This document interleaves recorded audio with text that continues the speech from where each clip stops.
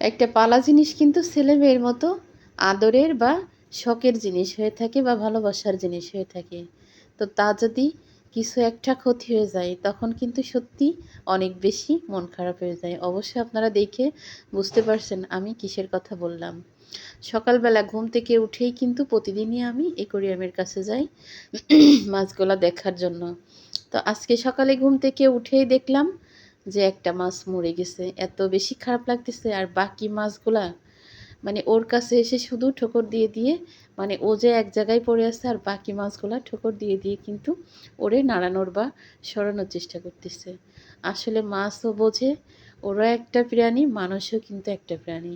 মানুষ মরে গেলে কিন্তু খাটলার পাশে একজন থেকে বাকি সবগুলা দূরে চলে যায়। আসলে এরা বোঝে না তো, এই জন্য সবগুলা কাছে এসে সবগুলাই চেষ্টা করতেছে ওরে উঠানোর জন্য বা জাগানোর জন্য। তো সব কিছুরই কিন্তু একটা ভালোবাসা থাকে বা সবাই সবার ভিতরে বুঝ থাকে। হয়তো আমরা মানুষগুলা সেই বুঝগুলা বুঝতেই চাই না, কখনো বুঝি না। তবে আমার ছেলের কিন্তু আরও একটা বড় অ্যাকোয়ারিয়াম আছে, নতুন অর্ডার দিয়ে বানানো হয়েছে। আমার ছেলে কিন্তু ওই অ্যাকোয়ারিয়ামে মাছ চাষ করে না। আর মাছ চাষ করতে হলে আমাদের কিন্তু বাইরে মাছ চাষ করার মানে চাষ করার মাছ কিনতে যেতে হয় না। আমার চাচা শ্বশুরের বাসায় কিন্তু অ্যাকোয়ারিয়ামে সব রকমের মাছ চাষ করে।